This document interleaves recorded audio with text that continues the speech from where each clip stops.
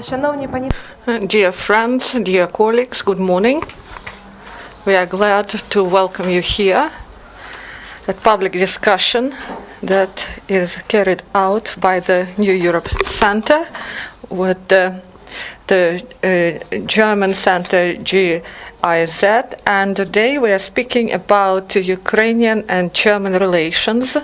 I'm Katerina Zareba, and I am the Deputy Director of the New Europe Center, and in a minute I'm going to present our honorable speakers who joined us today, and today we are going to discuss relations between Ukraine and Germany, and this discussion was inspired by several aspects of our cooperation.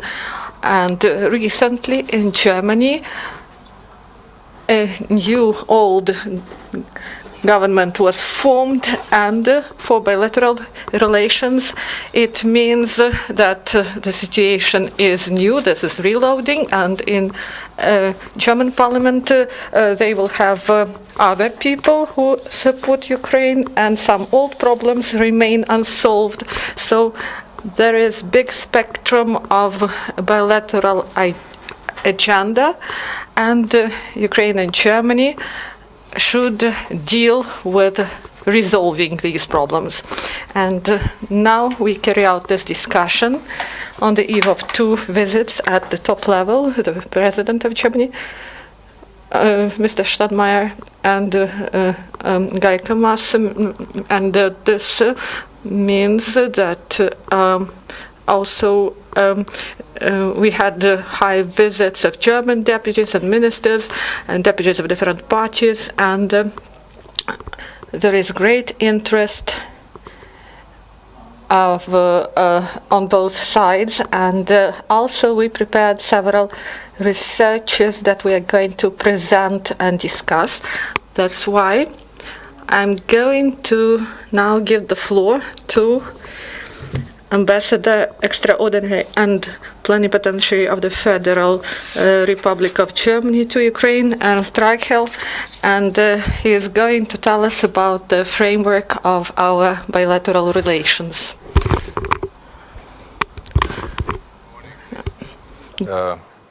Glad to be here, and thank you very much for having been invited. I guess we are all gearing up for the Champions League final. I'm also very excited about today. No, this is a little joke of mine. What is today is the Champions League final of the ladies, where a German team is playing against the French team, and my French colleague and I, we will do a visit this together and have a good time together, in a friendly spirit. Let me, maybe to begin with a topic, let me relate a few facts and figures, first of all. Since 2014, Germany alone has given Ukraine almost 1 billion of grants, development grants. Add to this 500 million of special subsidized loans offered by Chancellor Merkel, which she made available to Ukraine. Germany is the largest bilateral humanitarian donor. And of course, as you probably know, about up to 25% of what the EU has in cash available comes from Germany. So this is, as you of course understand, not money that falls from the sky, but it is money that German taxpayers have worked for. I would also like to recall how intensively Chancellor Merkel has been engaged in defense and in support of Ukraine's territorial integrity and sovereignty. This not only she, though, but also successive foreign ministers and, of course, the civil servants like myself who spend their time working on these issues. I dare say Chancellor Merkel is the foreign head of state or government who has put most of her time and of her energy into Ukraine. And She, as you know, she played a crucial role in seeing to it that the aggression in the east stopped within the oblasts of Donetsk and Luhansk, and actually by means of the often harshly criticized Minsk agreements. Why am I reminding you of this? Not because I'm asking for gratitude, but to demonstrate to you that we are your friends.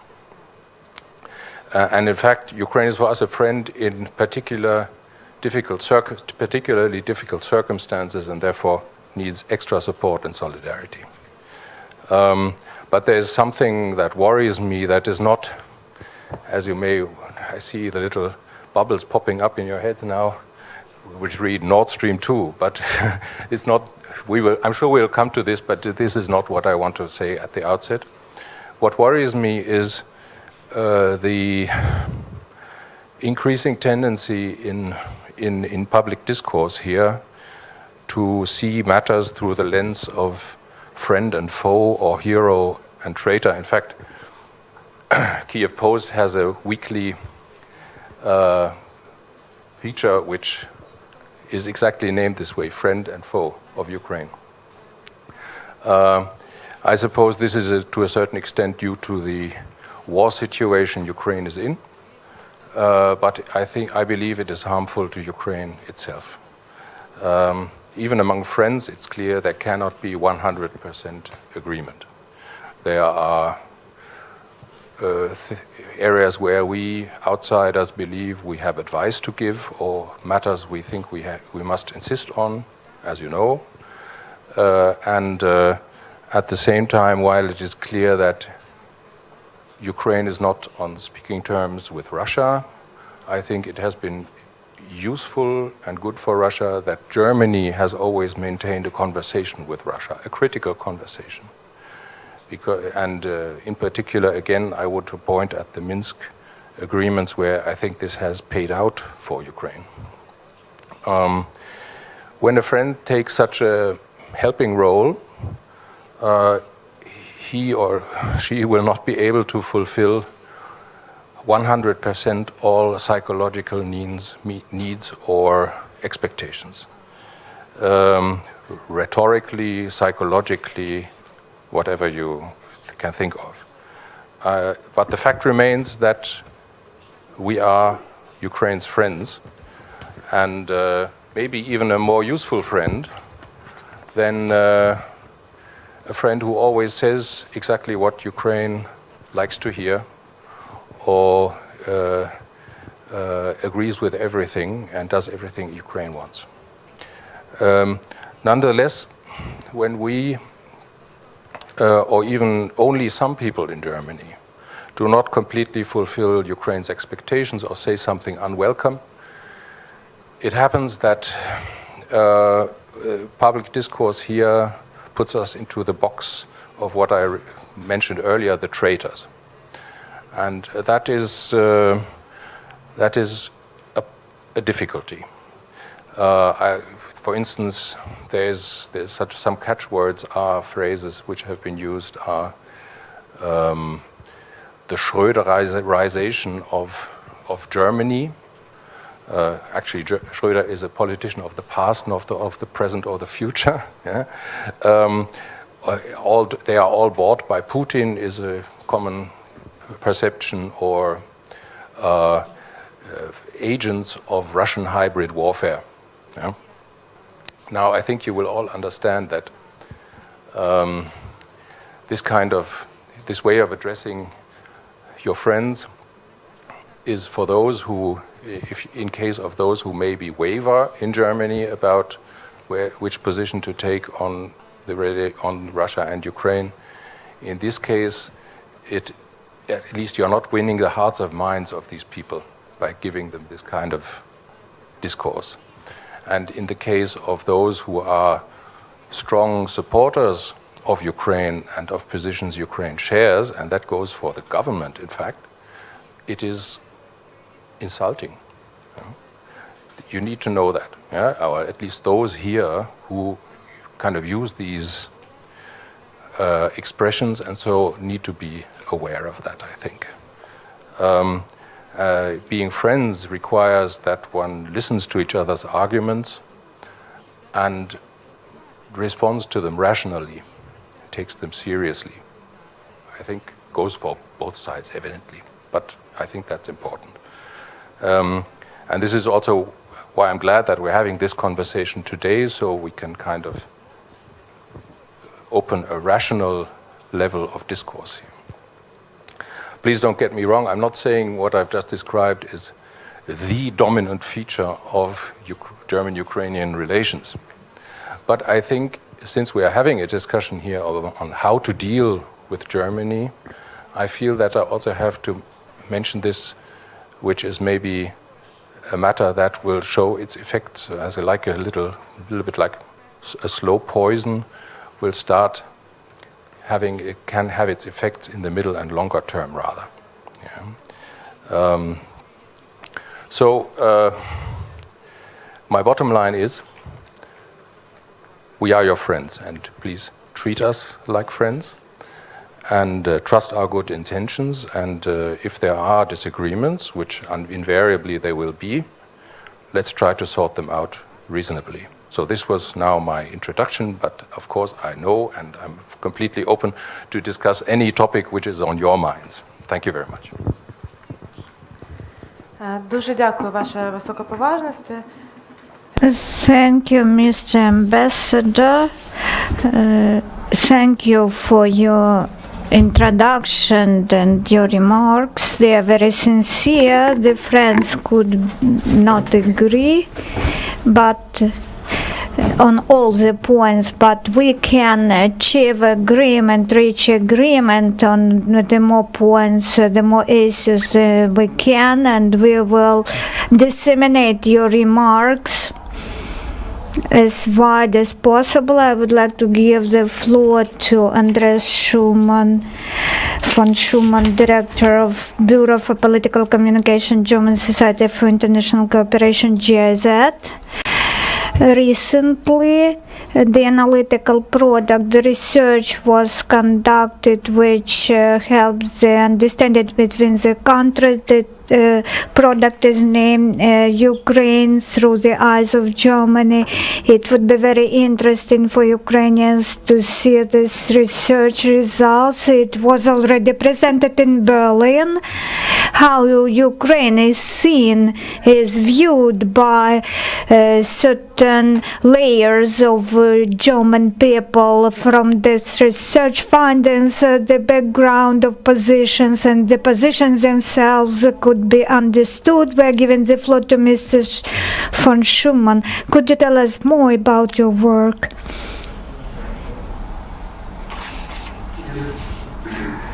First of all, good morning everybody, and thank you very much for this opportunity to speak a little bit about our study, about pictures and perception of your country in Germany. What was the reason for this survey? There are two main reasons. One reason is that, as you know, perception is reflect not the truth, but perception is real. And for us, it's important to know about the perception in Germany and to discuss about the perception because the perception has an impact of the framework conditions of our cooperation. And secondly, and that's mentioned and stressed our ambassador, Ukraine will remains an Ukraine remain a very important partner for Germany, but also Germany is a key partner for Ukraine, and that's why we should look what are the views on Ukraine. But also, only by the way, we made also last year a study about Germany in the eyes of the world, and the first time we included also Ukraine in this survey. That means we did it on both sides, not only look to the perception of Ukraine in Germany. So, let me give some inputs. I hope everybody has get one copy in German or in Ukraine of this study, and you will see there's that there's in a lot of room material also for you, but also in Germany you can use it. But I will give in a nutshell some main findings or results. Firstly, the German views on Ukraine is considered too narrow, the relevant knowledge too sketchy, the attention too fleeting, and the assessment not sufficiently substantiated. That sounds not so good, but that describes the challenge if you want to change the perception. And that is the main reason for this study. We use this study to support political stakeholders in Ukraine, but also in Germany, in their political communication. Many times the discussion in Germany tends to be reduced to the so-called 4 Cs. That means Crimea, conflict, crisis, corruption. To avoid misunderstanding, it's very important to discuss about these 4 issues, but the reduction is a challenge. That means in our discussion with the expert on Ukraine, they mentioned, one quotation was, oh, vice versa. It would be another discussion if we start to discuss about the potential of Ukraine and not only about the problems, then we will get also another reception in Germany. And that was for me also very interesting, because I learned a lot about the perception of Ukraine, but also I learned a lot about the observer. Because it is not only the problem of representation on the part of Ukraine.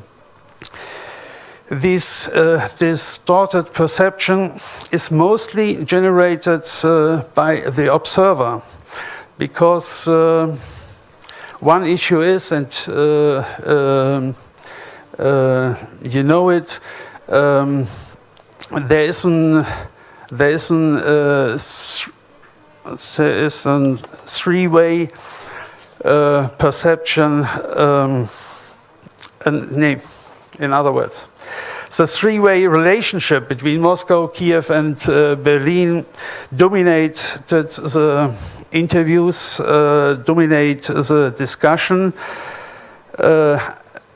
albeit with contrasting results. That means the relationship from Germany to Russia and to Ukraine always is mixed.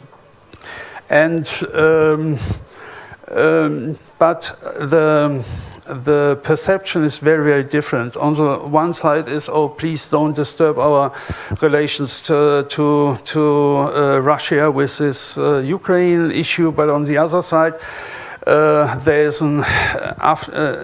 above all, after the Maidan, and strong solidarity, and some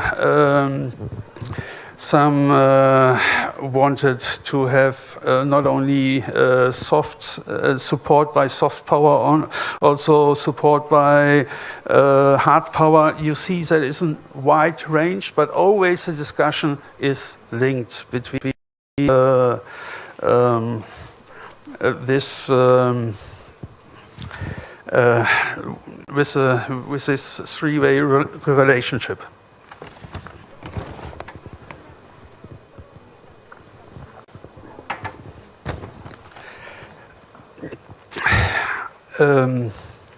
We had one discussion, and there was a summary. It is not necessary to make a decision between our old love to Russia and our young love to Ukraine. We have only to make a decision about about international law, because that is our German interest. Everybody in Europe has to accept the international law, and that is maybe that could be an approach to support a little bit the Germans, which have strong feelings towards Russia, and the others which have strong feelings to Ukraine. So, but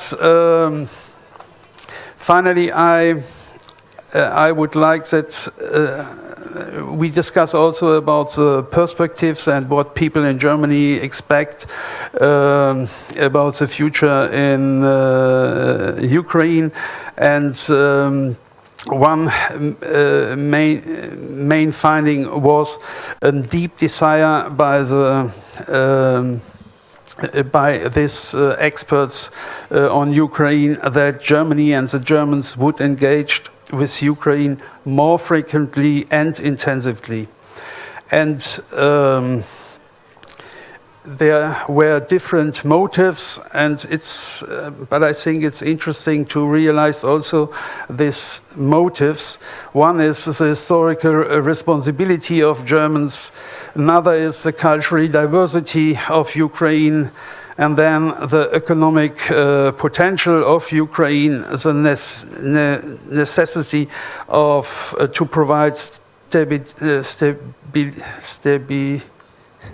stability in Europe East, and at least also the hope that the modernization of Ukraine will also have an impulse to the future development of Europe. You see, it's very different motives, but I think all these motives are starting point to come to a better understanding in the discussion between Germans and Ukraine. Дуже дякую, пане фон Шуман. Thank you very much, Mr. von Schumann. I would like to stress that the copies of research you can get from us in Ukrainian and German. On our side, we generated some infographics. There are very many interesting illustrations which demonstrate different stands, different perception of Ukraine by German society. I would like to give the floor to Olena Getmanchuk, the director of the Center New Europe, to reflect on this research and wider context of Ukraine-Germany relationship. Thank you, Katerina. First of all, I would like to thank GIZ about this research, which inspired us so much that we decided to initiate this discussion. For us, for our center, for our team, it is very important because it is a very important addition to the research we conducted in Germany. TNS Europe conducted the survey among Germans as to the association with Ukraine, and it was very interesting for us to compare what common features we have, common perceptions we have between Germany and Ukraine, how experts perceive Ukraine. So in your research, Mr. Andreas, the experts from various lands of Germany took part. They were respondents and they were from different sectors. What was the common feature? In 2015, we found that the key associations among Germans about Ukraine is the war, over 50%. This was the first association. Russia, Klitschko, brothers Klitschko's, poverty and crisis. The 4K or the 4C we have in a wide manner. This is the responses and war crisis coincide with the findings of your research.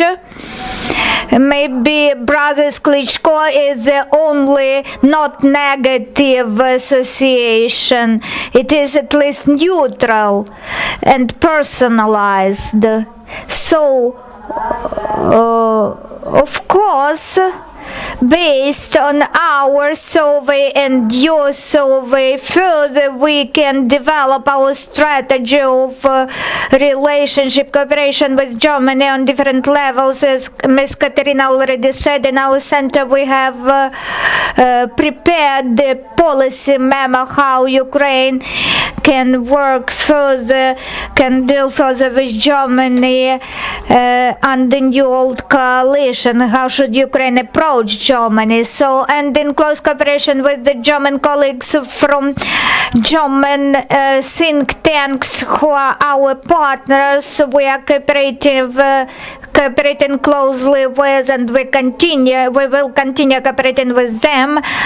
What Ukraine can do in order for our situative partnership, as we call it, for it to become our strategic partnership. So, as to the question of today's discussion, how Ukraine can deal with Germany and the new coalition, my response will be short, will be brief, to work the same way as it was with the old government, but put in twice more efforts and not focusing only on Chancellor Merkel. Ukraine was in a position in the context that we could allow ourselves to focus our policy on Chancellor Merkel, but now we should work on having in focus systemic relations with Germany, not only with Chancellor Merkel, but engage into this dialogue more and more players on the German side, because the political landscape somewhat is changing, and those issues which Ms. Merkel could have done easy, but it would not be so in future. This concerns also the three objectives as to Ukraine,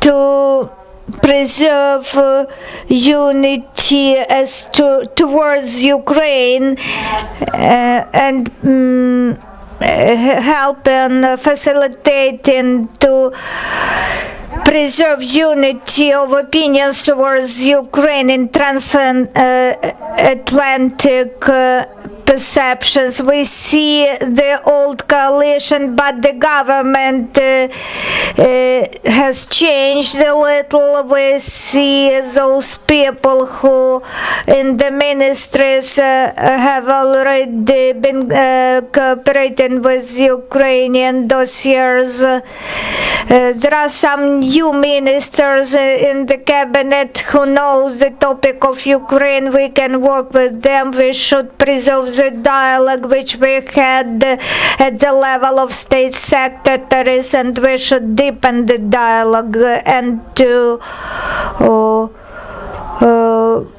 change position into proactive one, but not wait for invitations of the German side. This concerns our relationship with Bundestag, which Ukraine, to my opinion, underestimated, underappreciated. We should put twice more efforts. Those people who are so-called are friendly to Ukraine, they did not run in these real elections. It is very pleasant to see the interest to Ukraine topics. There were many delegations, and Katerina and me, we had a very good meeting with the delegation of Social Democratic Party delegation. We had detailed discussion on various topics. This proves the availability of interest. The interest is present, and the dialogue with Bundestag should be intensified. Maybe to this end we should reload Ukrainian side of friendship tip so that we have more active delegates, more active members who are really committed to development of Ukraine-German relations. And in the context, in this context, in our relations, the topics of Nord Stream 2, which does not unite us, it becomes on one of the top on the agenda, and we see the conceptual difference in vision of this project. Our German partners often say they see this pipeline as the mechanism of impact on Russia, but on our side we see it as the mechanism on the influence of Ukraine on the part of Russia and Europe. And we see active discussion in Germany among political forces how to have development of further relations with Russia, because this also have impact on relations with Ukraine. Now, some experts say that there is only one political force, the Green Party in Germany, who do not have commitment to either imposing sanctions or lifting sanctions from Russia. So the issue of sanctions should be communicated more intensively and in the Western lands as well. And the issue of decentralization, taking into account the statuses and the importance of lands in Germany, it is one of priority issues. So German lands delegates should be invited to Ukraine, taking into account decentralization in Germany.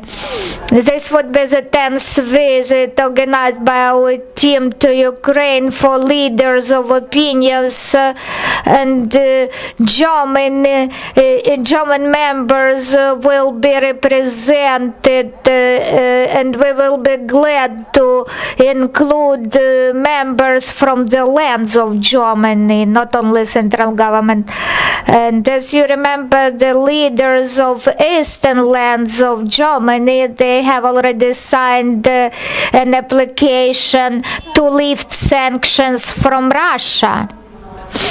There are many issues we can discuss, and we will comment on them later, but today it is very important to answer the question how seriously Ukraine is going to make inputs and efforts into our relations with Germany, or we will use Germany just to deter the Russian aggression. So I have a question to Mr. Vasyl Khymynets from the government, maybe the key expert on German issues in Ukrainian government. Дякую дуже. Thank you very much, Alyona, for your position that you stated. And before giving the floor to the next speaker, I would like to say that I would like to share the vision of the future of Ukrainian and German relations. So, Vasyl, you are given the floor. Good afternoon, dear friends. We thank the organizers for this opportunity to speak, to share opinions, to discuss matters. First of all, I would like to thank Alyona for her assessment. So maybe this is an exaggeration, but this is not a secret that for many years I have been working in the embassy in Berlin, and some time ago I also defended the thesis, and thanks to my colleague who is present in this hall, he helped me and supported me in the scientific area. And going back to previous times, the topic of Germany was not so popular in the scientific circles. We, of course, may argue about it. So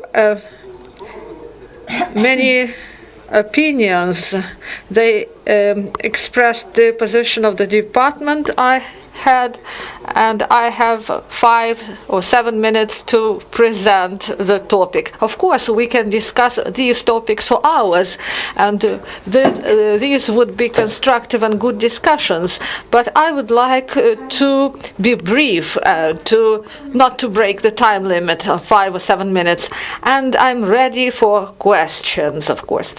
And I would like to say about proper timing of this discussion. It is ongoing on the eve of the visit of the President of Germany, and also there will be the visit of the Minister of Foreign Affairs of Germany, and this discussion is ongoing after the visit of the President of Ukraine to Germany, the visit to Berlin, to Aachen, where they had communication, and you see that political dialogue between Ukraine and Germany is active and constructive, and really is at a good level. And this is the influence, the role of Germany in the world, and this is all evident. We all know about it. And recently I read German newspapers, and in one article of Welt newspaper there was a citation: who owns Germany?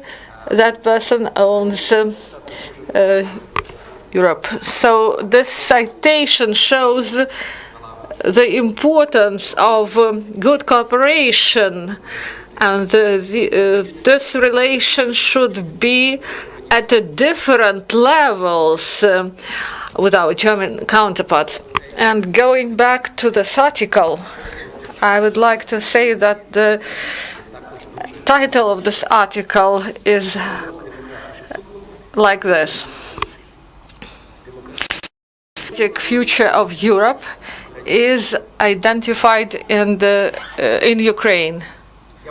And this is the title of the article, and I believe that this title, it can characterize the essence of the task, our task, the task of Ukrainian diplomacy, to provide understanding in Germany, and both on a governmental level and in German society, to provide the idea that Ukraine is really important for Europe in different spheres, in political, economic, social, and cultural sphere. And going back to discussion concerning concerning the paper that was presented to us, I believe it would be interesting to hear, and maybe this will be the new stage, to ask German society, maybe to formulate it like this: the future of democratic Europe is now being identified in Ukraine. So we are interested in the opinion of German society, and the relations with Germany. We need to build this relationship, and the main task is that our German friends, both at the governmental level and the business and society, they all should understand Ukraine better. But the situation now is not what we wanted it to be. That's why we have many opportunities for some manipulations, and Russian propaganda use these opportunities, Russian propaganda that is really powerful, and it is practically distorts the image of our country. And we face some situations when we are viewed through the prism of Russia. There are some things like corruption, Chernobyl. I do not want to say that everything is good. I have a very sober view. We should provide a realistic picture of the situation to be viewed properly. So we understand that we have a lot to do, but we should show and we should explain those things that we've reached, and we've reached a lot, and we should be proud of it, and we should not be ashamed of it, and we should pay attention to those factors, subjective and objective, that influence our situation, starting from the situation concerning Russian aggression and our historic past. You know that the Germans, our German counterparts, they have special relation to history, but we should speak about the history in order to remove different dogmas concerning the issues of language and the issues concerning war and many other topics. Once again, going back to this task, this is a titanic task. This is a task for all of us, the task of the government, the task of our diplomacy, but also this is the task of civil society, our business, and all of us. Because, for example, I saw the presentation of this brochure, and I saw that Germans see that they believe that Ukrainians leave a lot of garbage after picnics. Maybe this is the matter of social culture, and this is our common task. We should work together for our interests. And going back to the topic of our discussion, what should we do? As Alyona, I am not original, and I would say that we should work hard based on our national interests, and there should be the representatives of the government, business, and civil society. Everyone should join work, and this work will be hard, difficult, long, but we should do it. And we should speak about our achievements, and we should realistically speak about the situation in order not to have too high expectations about our diplomatic matters. The new old government was created, and many things happened. The visit of the president, and we expect for a visit.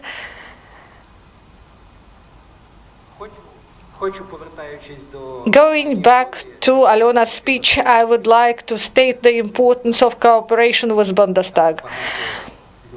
A lot of people who knew Ukraine, I once again stress this word, they knew Ukraine, but these people, they left Bundestag. The members are new, and it is important to work with the deputies, and we actively work in this area. We've mentioned the visit of deputies of Social Democratic faction.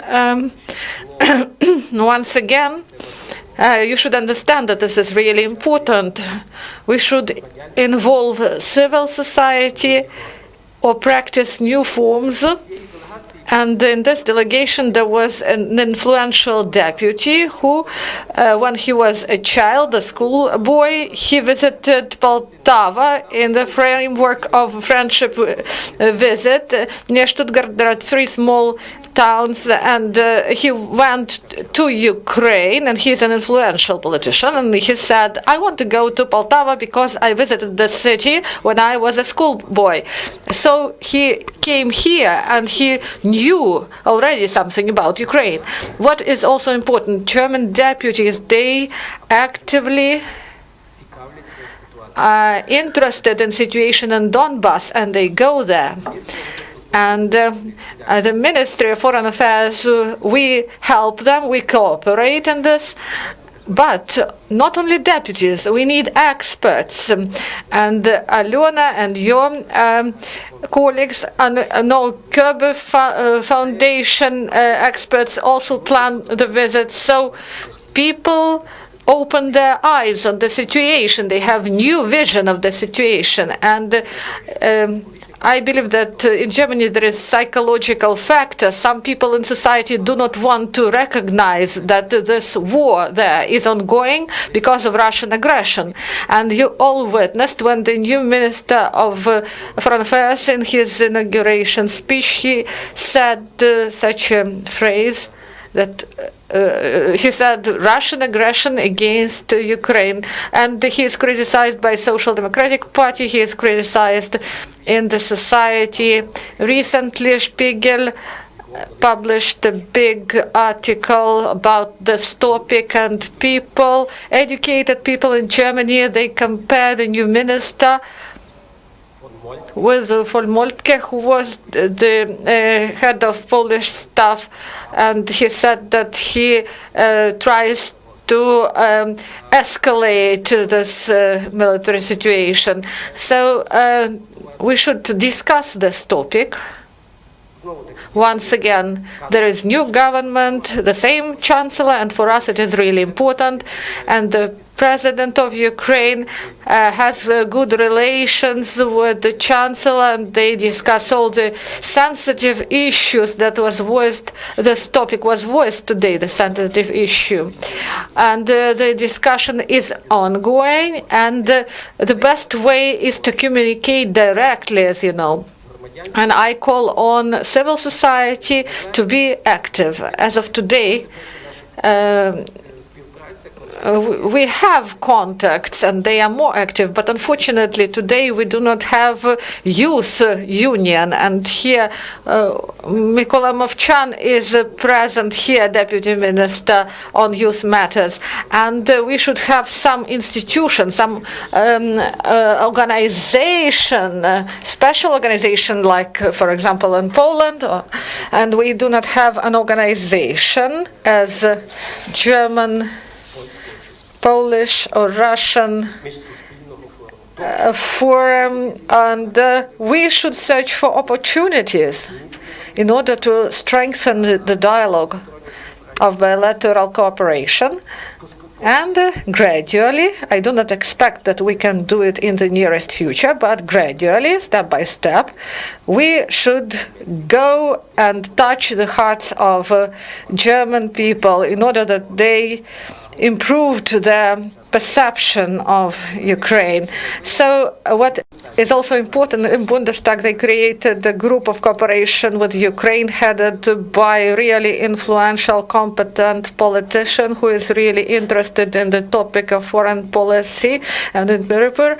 And we've started the work in order that the members of the group would visit Ukraine in the nearest future. And there will be a lot of work ahead of us. And we, diplomats, we understand all this. And we will do everything possible in order to produce good results for society and people of our country. Thank you. Vasyl, thank you. You are completely right. The relationship between the two countries, these are not only the relations between the institutions, but also between expert communities, the youth, journalists, and also business, of course. In Ukrainian and German relations, business is really important. This is about investment and about some new social standards. And also there are many problems, and the biggest is corruption, and it influences business in Ukraine. And I would like to give the floor to Olena Stakhurska, Deputy Chairman of the German-Ukrainian Chamber of Industry and Commerce, because these issues are really important in bilateral relations. Could you please tell us about the work of this institution, about the challenges and achievements in the sphere of business in the recent years? I'm going to speak English.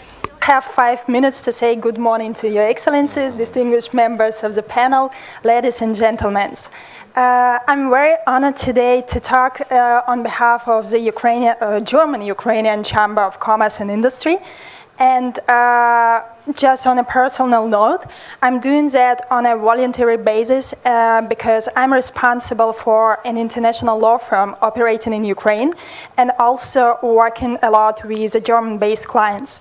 And my position as a board member and as a Stellvertreter, Stellvertreter in English? Sorry. Deputy chairman is on an annual basis. So if you allow me, I would do just some entertainment with the slides and still to be in line. So sorry, I was like... what can I say? The representative of German industry and trade has been established already 25 years ago. So a decade ago, 25 years, the German and Ukrainian governments have exchanged the diplomatic notes and established the first office of the representative of the German industry and trade.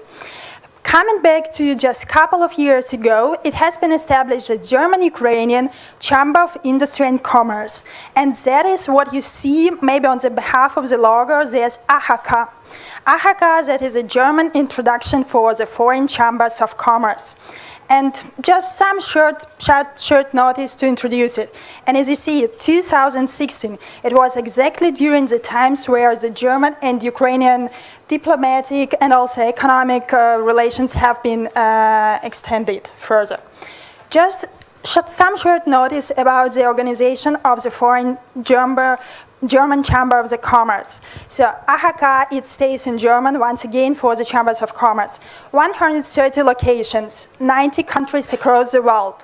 And what is the most important, what you see I put on the slide, AHK, the chambers are located only in the countries which are of the special interest for the German companies. So it means we have 25 years of the extending diplomatic economic relations in between Ukraine and Germany, and that is really a huge lift to this business platform with establishment of the chamber. Just focus of the chambers, not to talk too much because I don't have that much time. Official representative of the German companies in Ukraine. So it means it works on behalf also of the Federal Republic of Germany. That is also a membership organization. The member organization representative their interests of the members, being both interested German or Ukrainian of the host country, being interested in development of the bilateral relations further on. And that is also a service provider through the De International as well. So I will put it on a side, German-Ukrainian foreign trade and the development within the last 17 years. To say just some facts, in Ukraine we have a population of about 45 million. In Germany we have it's like 80 million. But the surface in the Ukraine is 4 times much bigger than in Germany. I wish I could do the same way easily to talk about the economic relations, about the economic comparison of both countries. But we see it also, I'm sorry, it couldn't be translated, but on the blue, that is the import from Ukraine, and the yellow, that is the export from Germany. And you see the difference. And by the end of the last year, we have the outcome that Ukrainian export was exceeded as well as the German import. And the figures have been taken from the sources of Federal Statistic Office Germany in Wiesbaden, so own calculations. Just to further, the categories of the goods of Ukrainian export to Germany 2017. Once again, you see the biggest part of this cake is automotive. That is understandable in each and single language, German, English, Ukrainian, whatever. And what is interesting, all of us know, as Ukrainian customers, we always know made in Germany stays for automotive. I think we see it on the streets of Kiev, plenty of German cars. But how many of you do know that many of the automotive spare parts have been produced in Ukraine? So in the recent past, automotive cluster which has been developed in Ukraine, today, almost in each and single German-produced car, we have the Ukrainian cables, we have some Ukrainian wireless systems, whatever. And that is exactly when you see made in Germany, but the hidden fact, what maybe they're just customers in Germany don't even know, just walking on the streets and answering the questions about Ukraine. But in each single German car, we have the hidden Ukrainian aspect as well. We have the really important spare part. And what we hear from the last 2-3 years, that is really the automotive cluster is developing. We have such huge plans and new factories opening also with our president participation, with participants from the German part. For example, I think those names are known, Leoni, Coastal, some new plants have been planned to be opened. And just to think about, everyone has been talking about Leoni, that is on publicly available information. They are planning already the 3rd factory to be opened in the Lviv district. So that was also one of the positive aspects about the decentralization reform which took place in Ukraine. That allowed to have a better dialogue between the German investors on general investors and local authorities, to agree on the better perspective also for the economy development. So if to go further on, we have the development of the Ukrainian exports to Germany, 2017, and in blue you see the values 2015-2016, so 2 years ago, once again, before the German-Ukrainian Chamber of Commerce has been established. And just to mention some figures on, and in yellow, you see the changes which were in the past in value 2060, 2017. And once again, the biggest figures what we have agriculture. So we are coming once again back. In Germany, we have 80 million and 4 times less space as we have in Ukraine. So Ukraine has been known for it. And we see from the other perspective what would be some other good figures, and we have a figure in total, a plus of 25, almost 25%, 24 and 4. But we would like to see to be more realistic and more optimistic about the future of Ukraine and German economic developments and relations. What we have the categories of goods Germany imports to Ukraine, and here we have the cake. It looks more or less the same. And we see that one of the most imported goods what we have is machineries and equipment. And that is once again stays for the phrase what I told, made in Germany, that is already a stable, known brand. And that is exactly what we have been discussing today during the public discussion. That would be really a challenge to make such a brand, such a well-known brand for Ukraine, so that we are known not only for political reasons, but also for economic reasons. And maybe some of the really successful stories, German successful stories done in Ukraine, they are not being that loud. And what we say, it's you're not talking about your business success maybe to some competitors in your own country. So whatever the case, but we should do as much as possible and to show on the economic results that we can provide the better climate, the better environment for the German investments with a legal security. Coming back to my background as a lawyer, we need a legal security to attract the German investors into Ukraine. And that is also sometimes what is happening when we are talking to the German companies. All of us know automotive sector, IT sector. We have almost 80% of our IT software developments what goes for the export.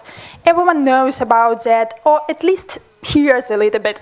But some German companies are really hesitating or not that secure enough to give their sensitive data or sensitive assignments to the Ukrainian companies. Once again, we have an image of the country, a political image of the country. After that, we have successful stories of the German investor operating in Ukraine. And after that, we can hope on a long perspective or middle perspective that we will gain new German companies entering Ukraine. And when we're told we have 25 years of German-Ukrainian economic relations, we should see actually we have some German companies such as Siemens, such as, I'm afraid being a little bit nervous not to mention their proper name, but we have the German companies operating on this market already over for 150 years. For example, Siemens have been operating here many years and decades ago, even by the time when it was a territory of Ukraine, but some other country by that time. But still, we have this knowledge, we have this trust, and we have this perspective for such huge companies. So, development of the German imports into Ukraine 2017. So that is the same. Олена, я мушу вас попросити підсумувати. I'm doing just some short German economy in Ukraine. Manufacturing is what I told, mainly when we say on an average that is 10-15 years or 12-15 years, which really staying here and developing their business. We have only in automotive cluster we have around 35,000 of workplace in German business. And we have in Ukraine already operationally active 2,500 of German companies that are really where the representative office or the companies who are operatively active here. So I think I'm on time to have a discussion, and I will be happy to answer your questions maybe later. Дуже вам дякую. Саме так. Я думаю, що ви ще матимете нагоду висловитися під час. So I would like to give the floor to our audience, and we thank you for reminding us about stories of success. So you can give these cases for our research. And also we will spread your presentation later on. So dear colleagues, if you want to express your opinion, we have about 25 minutes. Please be brief. Good afternoon. My name is Evgeny Sharov from News International. I have a question to the Mr. Ambassador. The first question is whether Germany has made historic lessons from the 20th century history if we analyze the speeches of President's key message of Putin was Putin is creating, establishing USSR 2 to resolve this issue. Putin should resolve the issue of Ukraine. In your opinion, is it possible to that the Merkel-Putin Nord Stream 2, Nord Stream 1 or 3 pact like Ribbentrop's pact and to resolve the issue for Putin to restore the USSR? Thank you for your question.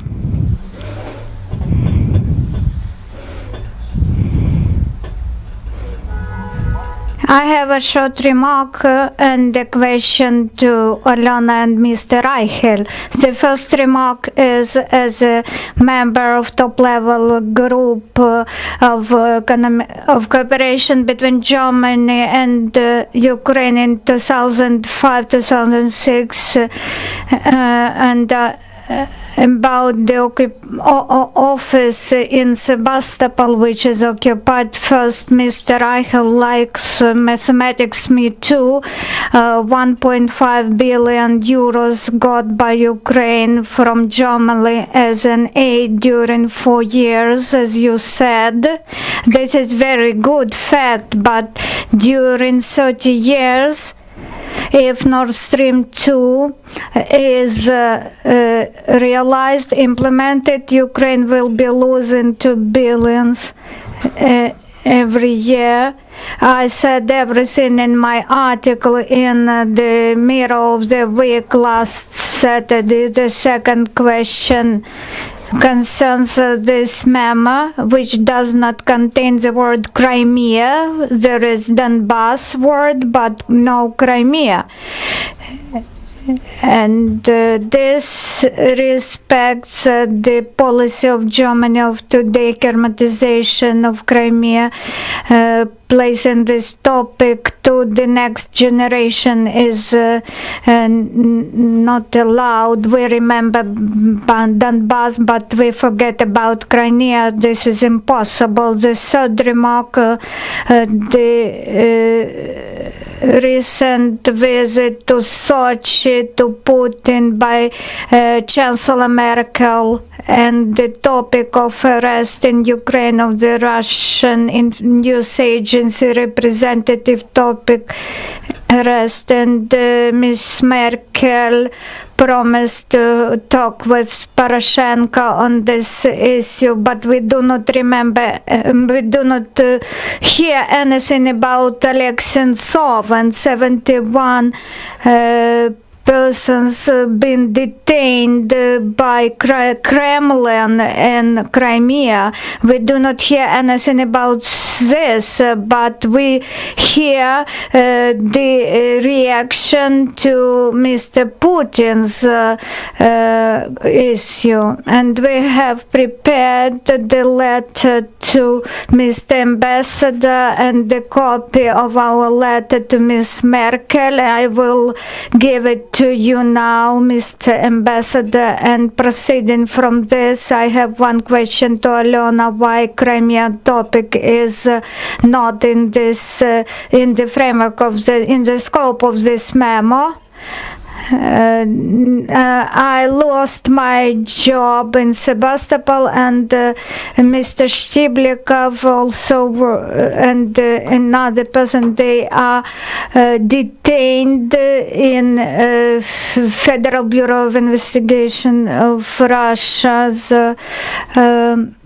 jails. And I have question to Mr. Ambassador. The German side often leave the issue of human rights, but when we talk about Ukrainians detained in Crimea and in Russia, we hear nothing at the top level.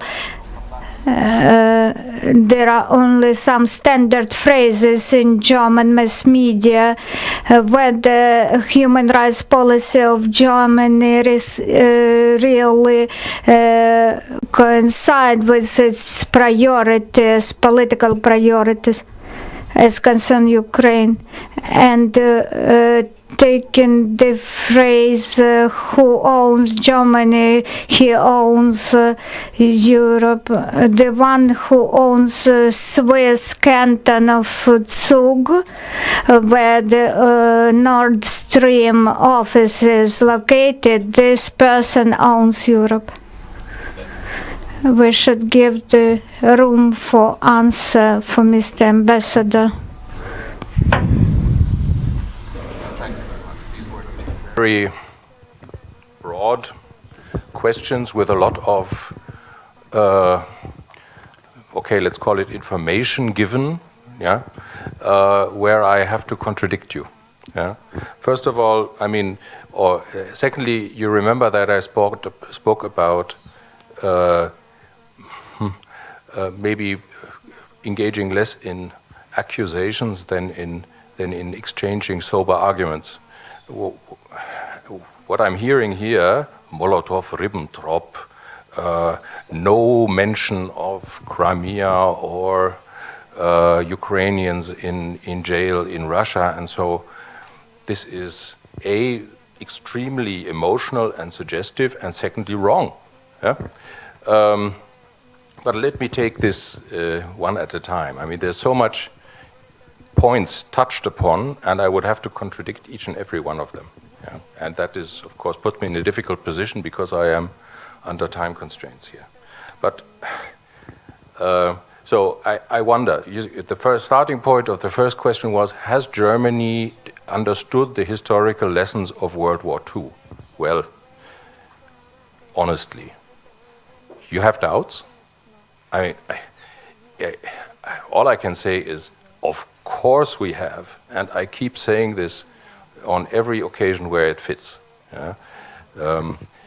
Secondly, and then, yeah, maybe I will take this. There are lots of these kind of suggestive points touched upon, but let me in turn try to be factual. As we were in the business of quoting, making German quotes, and one German quote which I like is, Politik beginnt mit der Betrachtung der Tatsachen. Policy begins with the look at the facts. So let's, since everybody is on Nord Stream 2, and this is hyped very much, let us touch upon tick the boxes of a few facts. Yeah. First of all, this is not a German government project. This is a project of Gazprom with financial support of 5 European firms, only 2 of which are German. One of the 2 German firms we're speaking about is about to be sold to a Finnish company. So it is a bit disturbing for somebody like me to be always kind of the addressee and to a large extent the sole addressee of Nord Stream 2 questions. There are several countries along the projected pipeline. All of them have to give permissions for construction purposes. We begin with Russia, of course, yes. Finland, they haven't permitted yet, actually, ironically. Then comes Finland, then comes Sweden, then comes Denmark, then comes Germany. Finland and Germany have at this point in time already given their permissions, these permissions being of a technical construction permit level or environmental. Third point is, so we still have Sweden out there, we still have Denmark out there. In fact, none of the countries, with the exception of Denmark, which are in a position to have to give permissions, have legislation in place which would at all allow them to forbid Nord Stream 2 for foreign policy reasons or because, as you say, Ukraine stands to lose 2 billion of transit income per year. That is not foreseen in our legislation. So if the German government one morning came to the idea, saw the light, and said, we are going to forbid Nord Stream 2, those who run Nord Stream 2, in particular Gazprom, would go to court in Germany and would win. Yeah? So it is, these are facts. Yeah, no, I mean, of course I can imagine that this is unwelcome news, but it belongs to the picture as it exists. Yeah? Now, you are aware, of course, that Chancellor Merkel is trying to organize a discussion about how one can make sure that Ukraine does not lose its transit income. With this in mind, my Minister of Economy was here recently, here and in Moscow, and they engaged in a conversation, and Chancellor Merkel in Sochi continued this conversation. Now,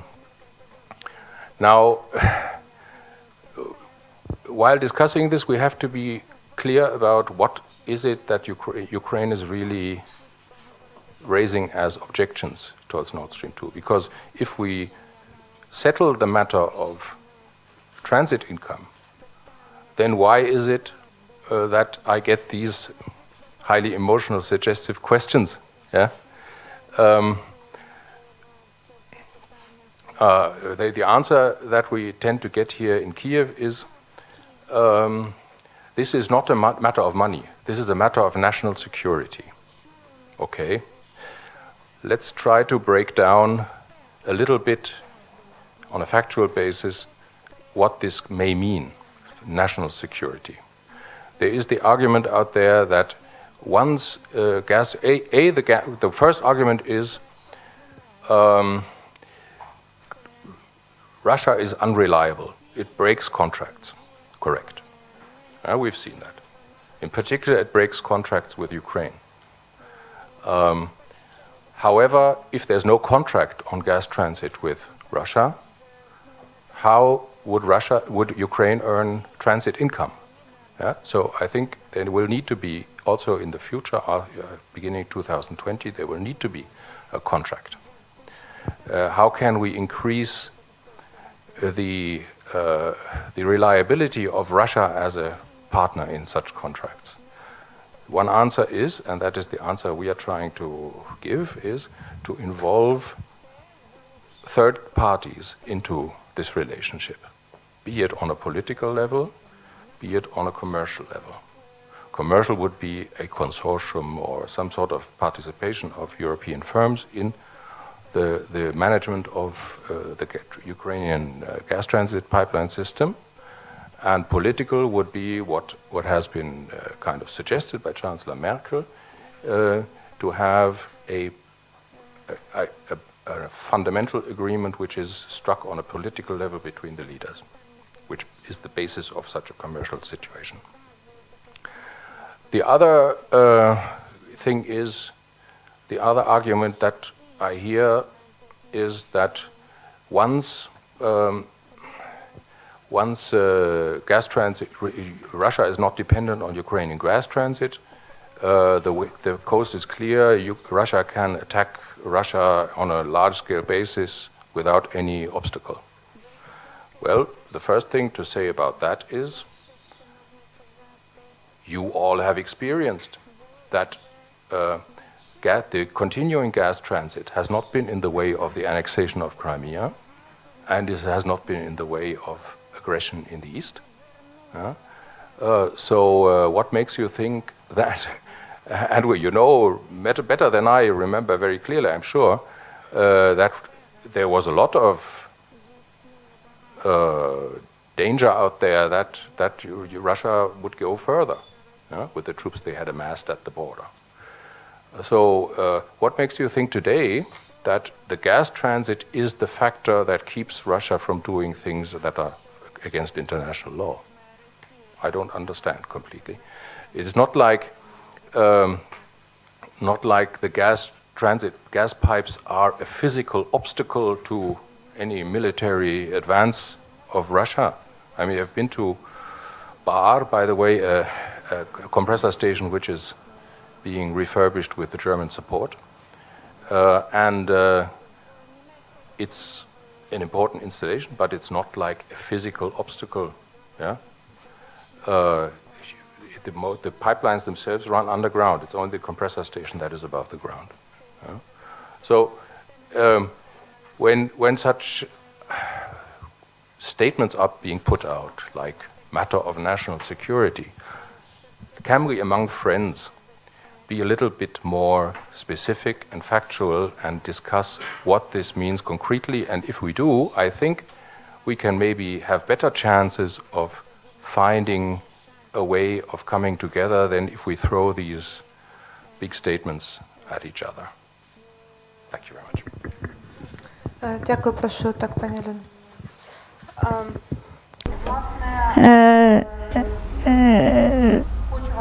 I would like to make you sure it was not targeted, in the focus of our memo was with whom to communicate. There were very many names from various spheres, domains and institutions with whom it is better to communicate. If you, Mr. Mikhailo, think that Ukrainian government should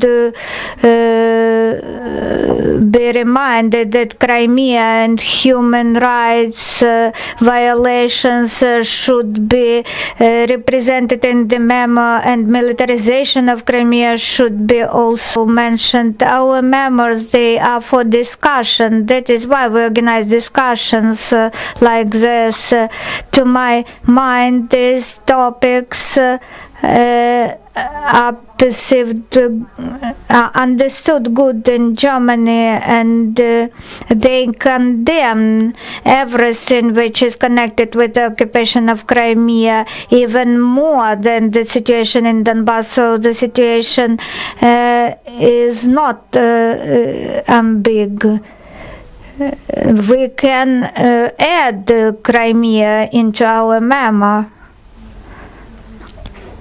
Thank you for your response. Left bank, internet mass media source. Of course, Germany is a friend of Ukraine, and we remember how we were for Miss Merkel on these elections when we observed how they were running as concerns Nord Stream 2. Ukraine was disappointed, and not only Ukraine was disappointed. One Bundestag deputy said that this position of Germany as to Nord Stream 2 is a kind of Brexit event which can make a stroke on the unity of Europe. So I have a question to Mr. Ambassador, whether Nord Stream 2 may become a factor that which caused the break up in the solidarity inside the European Union. And I have a question to the experts, whether Nord Stream 2 issue can spoil relations of Germany and Ukraine. Miss Svetlana, thank you.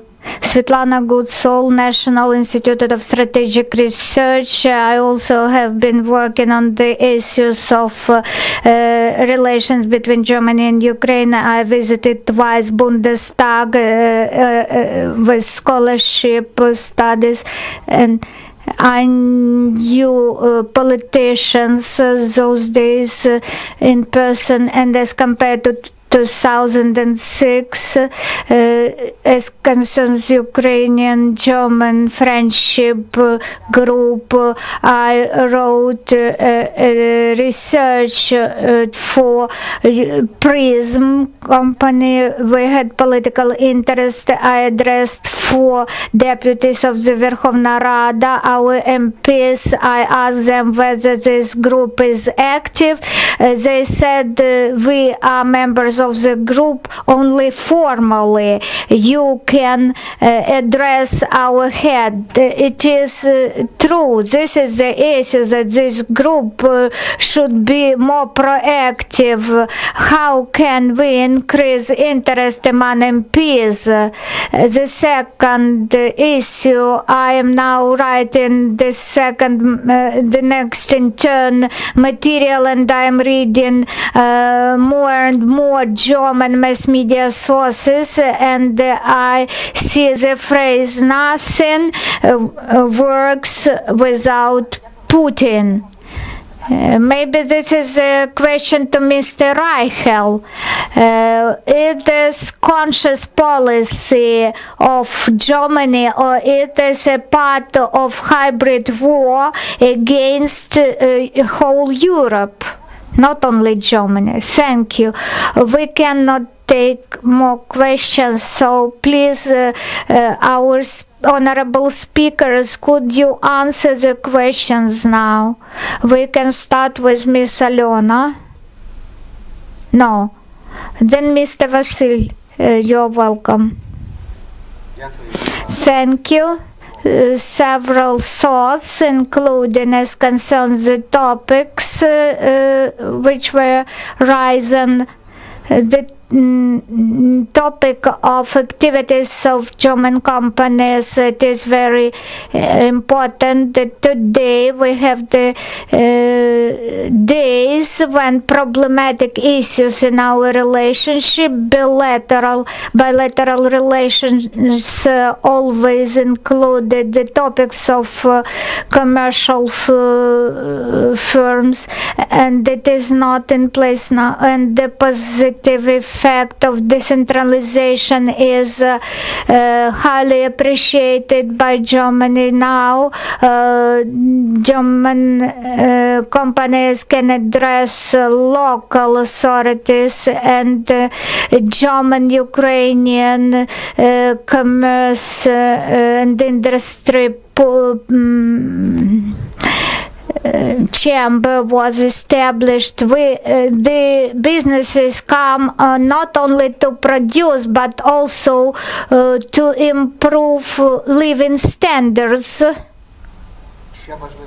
It is also important that the representative of Germany, Georg Milbrand, he is working actively helping with decentralization reform and also the civil service reform. The Nord Stream 2 is a topic which concerns our interests directly, and we discuss it. We are discussing it permanently. Last week the President published article, a big article, and the comments of they are present in German mass media, and we try to explain to the society of Germany that Russia is fighting against Ukraine, but also it is fighting against liberal democracy in Europe. So building the Nord Stream 2, this is also a question of moral values, not only politics and economics. So we always raise issues, who is Putin, what is Russia, and what is on the background. So I think this topic would be on the agenda further, and there are more and more German politicians who publicly speaks against this project. Nothing moves without Putin. Yes, this thesis is also in place, but we and Europe are in the phase of hybrid war with Russia, so this thesis is really moved by Russia, promoted by Russia.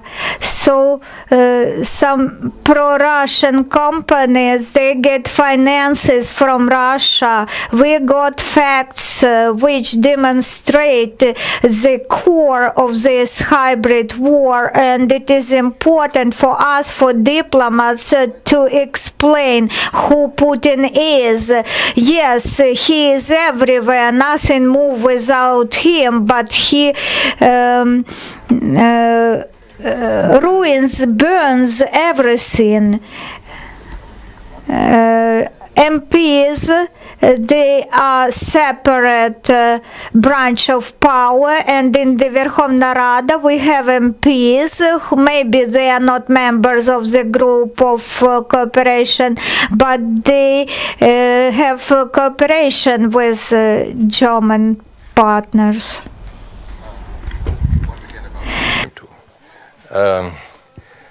I think you have noticed, if you've listened carefully, that we are speaking on different levels.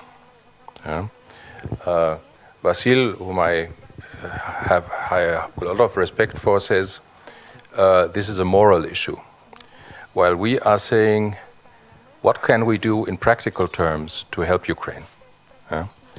I think we will have to find a level of common discussion here. It is all right and good, and many politicians, as was mentioned in Germany, also argue on this level of morality, which of course, however, in business transactions is not the determining factor per se. Also, when you speak about morality of doing trade with Russia or doing business with Russia, for instance, in the gas sector, let's take a step back and remember that the gas that is being used in Ukraine is 100% Russian gas, except the portion which is Ukrainian domestic production. So if and it comes through reverse flow, which means that Western companies buy the Russian gas and then send it further to Ukraine. So in other words, if there were no Western firms who would be doing gas business with Russia, we would all be cold next winter.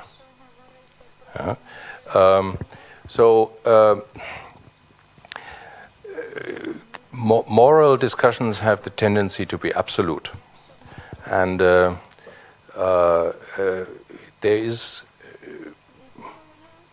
such arguments are easy to make, but in the real world, it is one has to find a balance between the realities and the moral. And this is what I believe my government is trying to do, and I would hope that this is in the spirit of friendship which I evoked before, that this is understood and taken on board, and that we can enter into a meaningful, practical, also conversation on how we can deal with this very difficult issue. And I want to point out just once again, as we stand, Germany has no legal possibility to stop the two German firms I mentioned from participating in this project. Now, the second thing about how Ukraine is reflected in German media, and that it is usually discussed as a reflex of Russia policy. Yes, I think that's to a certain extent the way things are. That's not only true for Germany, it is true for almost every Western country. Think of the United States of America. We have a US president who has initially expressed a lot of admiration for President Putin, and now is placing sanctions on Russia at the same time while he is under investigation for potential collusion with Russia.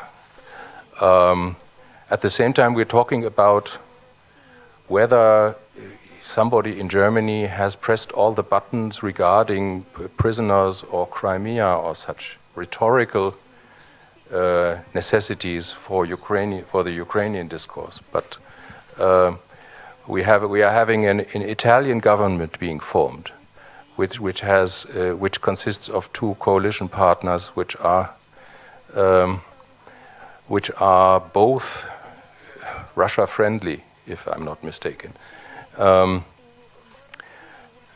But we are talking about Nord Stream 2, okay? I mean, yeah, because, yes, this is kind of, anyway, Nord Stream 2 is not new, so it is a little bit surprising that we are now, at this point in time, everybody here, so excited about Nord Stream 2. Why is that? Maybe it is easier, not as disturbing to criticize Germany for Nord Stream 2. I said it's unfair to be speaking to Germany alone on this, while other things are too disturbing to go towards, which are psychologically too difficult, because they are of greater importance. Anyway, I will leave it at that. Of course, one could extend this conversation endlessly, and we would probably still be on different levels of conversation: moral, legal, practical, and I think all these levels have justification and not only the moral one.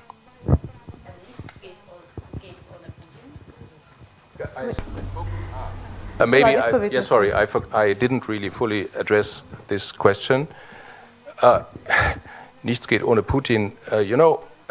You were pointing out that the media in Germany write about Putin. And I said, look, this is true not only for Germany or German media, it is true for everybody. As you know, German media are not under state control. So your question whether this is a deliberate German policy to see everything through the prism of Russia, I think the answer is clearly no. We have in the German coalition agreement for the first time a chapter which deals exclusively with Ukraine. So I think if we speak about the German government, I think this is not the way it is. Дуже дякую. Так буквально. Thank you very much. Just final remarks, please, Miss Olena, Mr. Andrei. Es geht auch ohne Putin. When the German investors are in the press release are opening or planning to open at least 3 or 4 factories in Ukraine. We have now May 2018. We have already 4 big players that have announced opening of their big plants in Ukraine with further German investment coming into Ukraine. Furthermore, we have also for example, Alyona is one of they are opening the 3rd factory. The other one has been Coastal.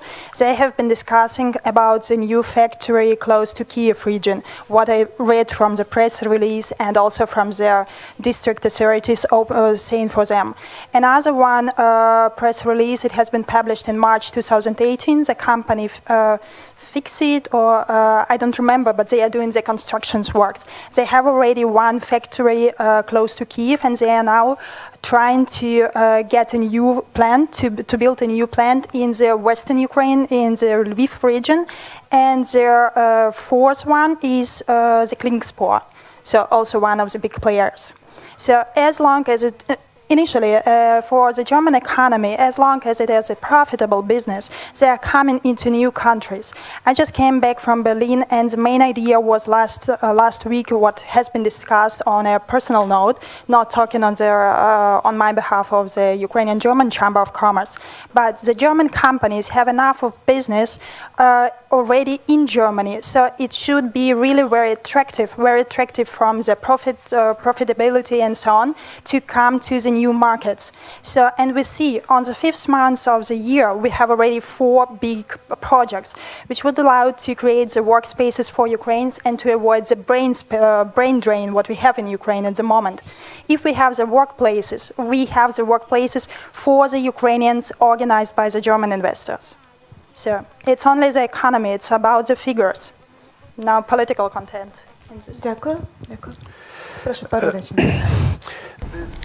Це німці кажуть, що That's only one part of this saying. There's a saying, if you talk about lame ducks, and the saying is nothing work without this lame duck, and nothing work with this lame duck. And if you will go to Russia and discuss with the civil society in Russia, they will stress the point nothing works with Putin. That's why it's only this journalists use only the first part, because it was, let's say, more useful in this article. But the whole phrase is nothing works with and nothing works without. Щиро дякую усім учасникам сьогоднішньої дискусії. На превеликий жаль, наш час завершено, ми не можемо більше. unfortunately our time is over. We cannot continue our discussion. During 1.5 hours, of course, we cannot cover the topics because they are very huge. It is good that we discuss the issues, although the issues are are not easy. Thank you very much to diplomats for coming here, because they are short of time, and thank you for finding time to come here.